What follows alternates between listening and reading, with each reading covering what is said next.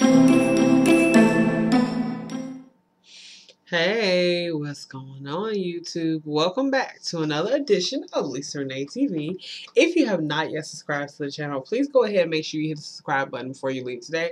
And make sure to share on all your social media networks. And thumbs up the video if you do like what you see. Alright, so hey, welcome back, guys. So great to be in front of the camera. It's always just wonderful, always a blessing to be back in front of you guys. All right, so let's jump right in here. So today's topic, we're talking about dealing with rejection and dating, romance, waiting on your God ordained husband, courting, life in general. Now, as far as courting, it's not as much rejection there because at that point, you are in the process of that's the in between being single and then being married. So, congrats to you if you are now. Yeah, anybody who's courting, newly courted, congrats to you. Yay, all our happy courters out there. You made it into the courting process. So, you're just about there at the home plate there. And so, there shouldn't be much rejection, that you should be dealing with. Rejection you deal with more so when you're, single, So, yeah. So, for those of us who are still single. So Isaiah 2:22, and you can turn to it with me or go back and read it later, but yeah, Isaiah 2:22, however you want to do that. Don't put your trust in mere humans. They are as frail as breath. What good are they? I just love how the Lord puts that. Do not put your trust in mere humans. I mean, they're as frail as breath. What good are they? That's just perfect right there. That's just perfect.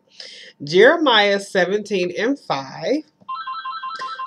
Sorry about the phone. Thus saith the Lord, cursed is the man who trusts in mankind and makes flesh his strength, and whose heart turns away from the Lord. So those are two very key verses, and they kind of sort of bounce off each other, they sort of saying similar things. In one verse, in Isaiah, he's saying, "Don't put your trust in humans because what good are they? What are they worth?" And then Jeremiah, he's saying, "You'll be cursed if you do put your trust in mankind." He's telling you the after result of what happens when you do put your trust in mankind, and this is what's gonna happen to you. Okay, you're gonna be cursed. You're gonna be cursed. So, let me just, go into just a little bit of my little story, what's going on with me. Okay, so,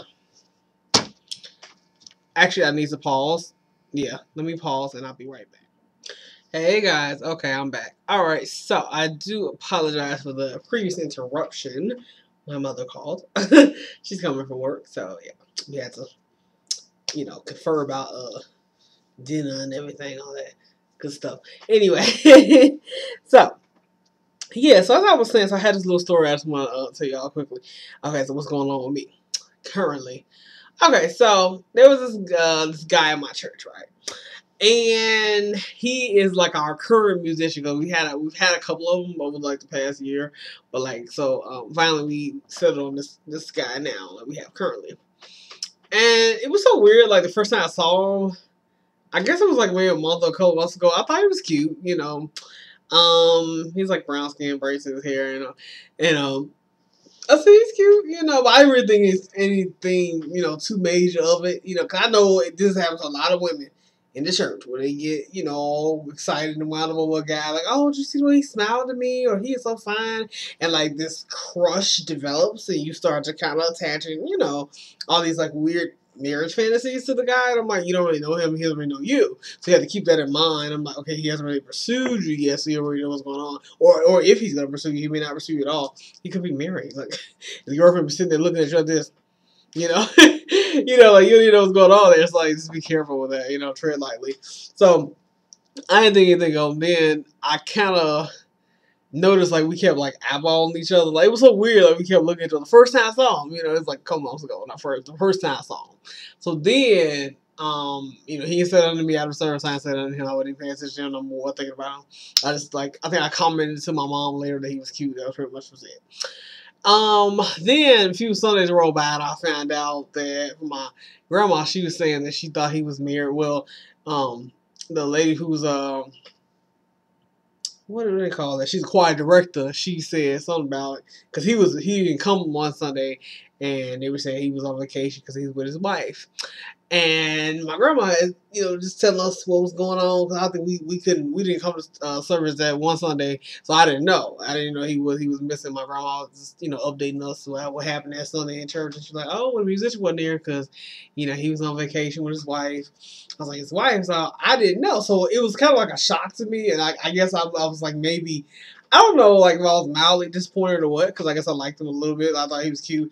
But anyway, it was like a confirmation more so, like, oh, well, he's married, so hands off. So, anyway, so much for that, right? So I stopped thinking about him. So, anyway, fast forward to like last Sunday, we had our Women's Day program. It was beautiful. It was so wonderful. And there was this prophetess there. And so I went up there. I wasn't even going to go up there. Like, she did the prayer line and people come up for prayer. I wasn't even going to go up there. But I felt this strong prompting from the Lord telling me to go up there. So I knew it was God speaking to me, telling me to go. So I went up there to get prayed for. I was not going to go up there, mind you. So I go up there and I'm nervous, right? Because I don't know what she's going to say to me. Like, she telling people, she wasn't telling their business like that, like, specifically, but she was just, she prophesying. And I don't know what she gonna prophesy to me about. So I'm kind of shaky, and I'm like, Jesus, and I'm kind of praying, about it. I'm in the line, but I'm excited, too. I'm nervous, though. And he's right there, because he plays the organ, so he's right there. And so we end up, like, seeing each other, like, close up. So he smiles at me, so I smile at him. Okay, whatever. But I'm not focused on him. I'm nervous. I'm like, oh, my God, this prophet is about to speak to me. And, yeah, so she speaks to me, so she put her hand on my head, and she's like, "Oh, you're so sweet," and she was telling about being strong with the Lord, and surprisingly, she didn't like spill out a whole lot of stuff about what I was going through, but she sent me over to her daughter who was there like helping her and everything, minister to the people, and her daughter hugged on me, and she was telling me like, what was she telling me? Oh, I'm trying to remember. It was 2 weeks ago. But yeah, she was just praying for me. Just praying to the guy, like, rain down blessings on me and everything. So it was beautiful. It was a nice experience. But anyway, so we left church. So we leave out, and my mom is talking to the deacon. And I see the musician coming out the side door of the church. And he's like, he looks up at me, and he's like, "Hey, how y'all doing?" I'm like, "Hello." So then I get up, we walk up a little bit, and so he's over, the musician walks up to the car, he's with his mom and like some older man.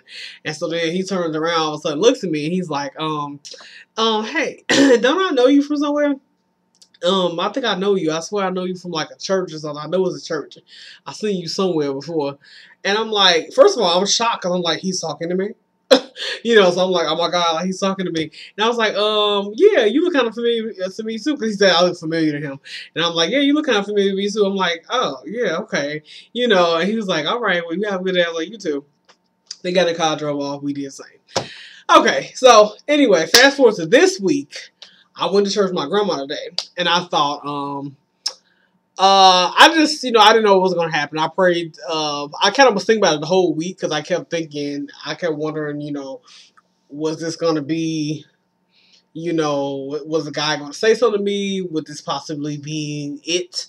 But I didn't get wound up with those feelings, because a lot of times they get you messed up. They get you messed up, You be sitting there thinking, oh, Lord, could this be my Boaz? And he's like, no, that's just, that's just a random dude, like it's just somebody, that's not him at all, no, don't get excited about this. So I really just had to give it to God. Like the whole week I was kind of, like my head was kind of swarming with thoughts. Like one side of my brain is like, oh, this could be your season, like getting ready to get married, and because my friend is getting married next Saturday, and so it's like, oh, this is her turn now, and your turn will be next year. I'm like, oh, exciting, how exciting. And I guess the reality of it all was hitting me. I was excited. I was like, wow, I was kind of nervous and kind of excited too. I didn't know.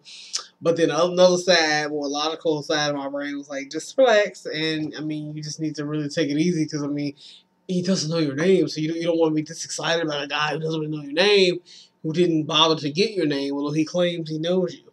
He's pretty sure he knows you from a church in the past, but he didn't really ask your name, and he hasn't gotten your number. He has not really pursued you yet. And your question is he really going to pursue you? Is he going to continue the pursuit? Which he did not this Sunday. Today he just waved at me, like after church. He's like, hey, it was a friendly like smile and wave, but that was it. Like, you know what I'm saying? So like he's not, you know what I'm saying? So we don't know what's going on with that. Like, so basically nothing is going on with that clearly. So I prayed on it so that I wouldn't, I prayed that God take the sting out of rejection if the rejection was going to happen. Because you got to pray up. You know that song back then, I stay prayed up. You got to stay prayed up. Because if you don't, you be laid out, on the floor crying and dying and hurting over some human. Because, once again, Isaiah, what did God say? Don't put your trust in mere humans. They are as frail as breath. What good are they? What good is he? Nothing. Because he kept on driving on. He waved and drove off. So what good is that? Nothing. Am I getting married? Clearly not. Was I pursued? No. He just said, hey, he acknowledged me, but he didn't really pursue me. You know what I'm saying? And he kept looking at me like in church today, like when he got ready to leave. He kept looking my way. And I was like, are you walking over? Because I was alone on the bench, but he kept going. So that's it. Was I hurt? Slightly, because but I wasn't like knocked out by it, but at the same time, I was just like, I don't know, it always happens with me. I know I've talked about it like in the past as far as like my interactions with guys. It always seems like currently it ain't really happening. It's not really popping. Like when something do happen, I guess when you be waiting so long, you be so excited because you thinking, oh snap, this could be something, but I ain't gonna get my hopes up. And then when it don't happen, you like, I see why. I told you I wasn't gonna get my hopes up because I knew I was gonna be down at the end of the day. I knew what was gonna happen anyway. So it's just kind of like irritating, like you waiting at the gate for a potential suitor to come. And then, some guy comes say something to you, and you be like, oh, so are you taking me home? Are you marrying me? Are we, what's going on? And he's like, no, I'm just looking. Huh, okay, see ya, and they walk on down the street. That's what it feels like you waiting to get married off here, And I'm like, oh, this sucks, So I don't know. It is kind of annoying though.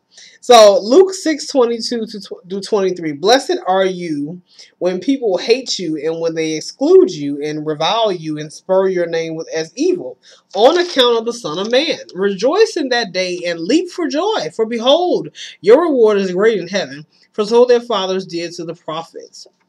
So that verse just speaks on just rejection in general, whether it be rejection by a man, a woman, or just anyone in general, how to, deal with your feelings of feeling rejected. When people hate you, when you're excluded, this talks to children too, because I know there's a lot of bullying, cyberbullying, babies are dying, committing suicide because they feel excluded, they feel reviled, people are spreading vicious lies about you and your name, they're slandering you, they're libeling you, it's a lot of crazy stuff, that are going on, so you cannot fall into that trap with the enemy. You have to remember, blessed are you, when they hate you, when they exclude you, you have a great reward in heaven, and you also will have a great reward on earth as well, because, God is just that good, spiritual gifts, they do, manifest, they will manifest, so God has definitely, he always has you, and I always say, his thoughts towards you are always good, even when others' thoughts towards you are not so good, so. Yeah, it always does work out for you good. 1 Corinthians 2:14, the natural person does not accept the things of the Spirit of God, for they are folly to him, and he's not able to understand them because they are spiritually discerned. So basically, this person may not be for you if they're not discerning that they should even be with you. Okay, so if you feel like you looking at a guy, so many women have like had the stories like I had the story of the church guy. I'm looking at this guy in the quiet and I feel like we should be together, but if he ain't discerning the same thing, like yeah, you might want to think, that should be telling you something right there. He doesn't feel the same way. So if God is not placing that same feeling on the inside of his heart, God probably hasn't placed it on your heart either. You just think he has. So the enemy might be messing with you. Might be your flesh messing with you. It might just be a silly crush that you're having. So, no, you might want to surrender that thought to God. That is not. You might want to take that thought captive. All these imaginations that, try to cast down all imaginations. They try to exalt themselves up against God. You might want to cast that down, because no, no, this guy he's not seeing the same thing you're seeing, as far as you all being together. He's not feeling the same way. Go figure, huh? And also, if they're not too close to God, anything spiritual, that's probably why it's not working for you. That's another thing to think about with concerning that particular verse, what it might be telling you. If he's not even, with God, that could be another reason why God is closing that door. So you may be feeling upset. You may be feeling a single rejection. Your heart is aching because you feel like, man, another missed opportunity. But wow, fantastic! I missed that. I missed that bullet. I dodged that bullet. So every opportunity is not a good opportunity. There are counterfeit opportunities, which I've spoken about too in the past. Counterfeit opportunity. Every opportunity is not something you want to jump on. That could have been one of them. God was seeing things you did not see. So, smile at that closed door that God just prevented a potential bruise to your heart. That's all he did was save you. I know it don't feel good. It never does. It never does. You say this and I know you're like, well, you saying that, but I'm still hurt. I understand. Yeah. Yeah. Yeah, I just saw my closed door today. So I understand. I'm still in my little storm, but I'm trying to fight my way through back to a rainbow and a sunny sky. So it is a beautiful day today. So that's helping a little bit. But yeah, Jeremiah 30:17. For I will restore health to you, and your wounds I will heal, declares the Lord, because they have called you an outcast. It is Zion for whom no one cares. So Lord is letting you know right there, I'm gonna restore health to you. I'm gonna heal all those wounds, because only He can restore any brokenness that you have. When you are broken, when you are emotionally wounded, when you physically wounded or emotionally wounded, only God can take the pain that you feel and make it like it was never there. Only he's just that good. Like he can he's always good. Even when you're not feeling good, he can take that pain and he will know what to do with it. You don't know what to do with it. That's why you sitting there now like, yeah, like you're confused, and you're hurting, you don't understand. You're not getting why it seems like, okay, I'm not being pursued here, or I can't get work at work, or in life in general. So this is when you have to come before him and really just sit and just really chat with him, like, Lord, what is up? I do not know what is going on here. You have to surrender this pain to him instead of like keeping it, holding on. A lot of times we hold on to bad feelings so we can control them, but it's like it's not doing nothing for you. You just feel worse. You holding on to pain for what? You don't even know what to do with it. So give it to the one who does. Who knows what to do with the pain. 1 Peter 5:8. Be sober-minded. Be watchful. Your adversary, the devil, prowls around like a roaring lion, seeking someone to devour. That's another key verse that you always have to remember. The devil's always busy, always trying to trick you, always trying to get you.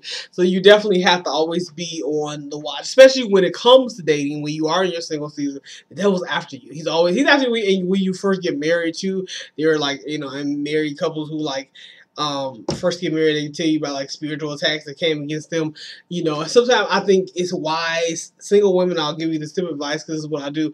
I pray against spiritual attacks against my future marriage. So even though your man isn't here yet, you should start praying now. Like pray for him, pray for you, and also pray against any spiritual attacks that try to come against your marriage, because they are going to come, because they're coming for you now when you're single. So if you are dealing with this spiritual discomfort now and attacks now, don't you think he's dealing with the same thing? Could be why he's not here yet, because he's dealing with those. So you help him out. Then you gotta, you have to intercede for him. So help him out now. So put your focus on that. Let me pray for myself. Let me pray for my spouse. To be my spouse to be. Because we gotta get through. We gotta break through. So start. You gotta practice. You gotta start practicing how to be a wife, how to be the Proverbs 31 woman. How to be that wife. Yeah, that's what you have to do. You have to be able to know how to pray for your husband and be there for him, be his spiritual partner, his life partner, yeah. His partner in crime, not real crime, but you know what I'm saying, just in general. don't be committing no crimes, but you know what I'm saying. So yeah, the practice starts now while you're still single, while you still got a little bit of time left. So Ladies, use good judgment when you are dating, when you're entering the courting season, and anytime that you're approached by a man. You always want to use good judgment. So some of these guys coming to you, hey, what's up, shawty? Hey, hi. By you that's usually when you need to think of that first Peter 5:8. You got to be sober minded, be watchful, okay? Because your adversary, the devil, he gonna prowl around like a roaring lion. He's seeking someone to devour, so he's always trying to devour something. He's always trying to get someone. So you go to parties and stuff like that. You really have to watch out. I know a lot of women, especially with the drinks and they tell you, oh, you go to the bathroom, you come back and get a different drink, and that's one way. Yeah, because they're date rape drugs and all kind of stuff. You have to be careful. You go to the club and it's like, every guy, needs to be all, you don't need to be entertaining him. Send him away. Send him on his way when he come up to you. If you sensing something about him, something is not right with that spirit, send that spirit packing. You got to rebuke that spirit. So basically, test the fruits. Test the spirit. Make sure they're on the right tree and from the right vine. Everything guys say we know isn't true, as we know. Some guys sell candy, and there's poison in the center where the caramel should be. You be eating poison, so be careful. Here are just some verses I want you to remember and just helpful encouragement. 1 Peter 2:2-4, as you came to him, a living stone rejected by men, but in the sight of God, chosen and precious. I love that. 1 Peter 5:7, casting all your anxieties on him because he cares for you. That's another one I love. Me and my friend, the one who's getting married, Kiki. Hey, Kiki, if you watch this. Yeah, this is one we would always tell her. She come to work, tell me she be stressed out. I'm like, girl, remember cast all your care. She was like, I know, right? We just always do that. That's how I go to verse. John 1:11, he came to his own, and his own people did not receive him. So remember, God struggled too. Okay, he got rejected by his own people. Yeah, you believe it. You maybe were getting rejected by your own people. Like my own family, my own friends. They don't even love me anymore. I know, God knows, Psalms 118-22. The stone that the builders rejected has become the cornerstone. I like that. Don't you get that? The ones that the builders threw out and said, this ain't crap. Now God will build you up high, like, well, that's the cornerstone. Bam! Pretty in their face. What? That's what he does. That's what he'll do. Romans 15:13. May the God of hope fill you with all joy and peace in believing, so that by the power of the Holy Spirit you may abound in hope.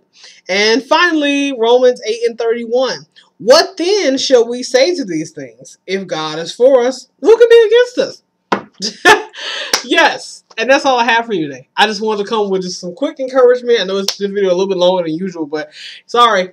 Yeah, we got cut off before, so I had to start up again. But, I hope that helps somebody if you are struggling with feeling rejected. God knows rejection very well. He was persecuted, and that was rejection at its finest. It's the worst form of rejection, to basically kill a man for nothing, because you don't like him, you don't agree with what he's saying, so... Yeah. So he knows what rejection feels like. If you get rejected by a man and you feel like, oh, my Adam is never going to be here. He is closer than you think. You feel like I'm rejected on this job. These people don't like me. Don't worry about them. They'll get theirs. Your opportunity is your grand opportunity is always, just a second away. It's always closer than what you think, that it is. So you have to keep fighting. You have to keep pushing forward. You can't, let rejection. That's another enemy tactic to distract you, to keep you down, so that you'll stop. And you like, you know what? Forget about it.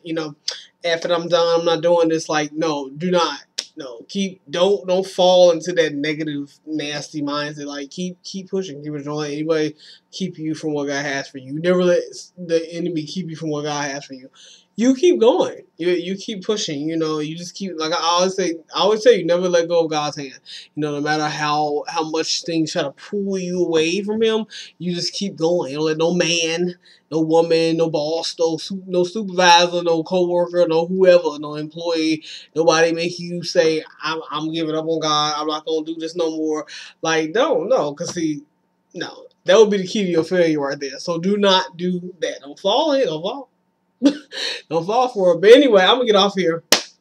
I want to talk out of death. You guys, thank you so much for listening, for watching. Please like and share the video. If you know somebody who needs this video, please make sure you send it to them. And I will see you guys later on. You guys have a blessed rest of your week, and see you later. Bye.